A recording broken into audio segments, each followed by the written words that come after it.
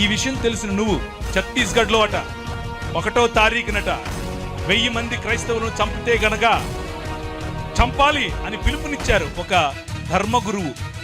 ధర్మ ప్రభువులు చంపడమే తెలుసు.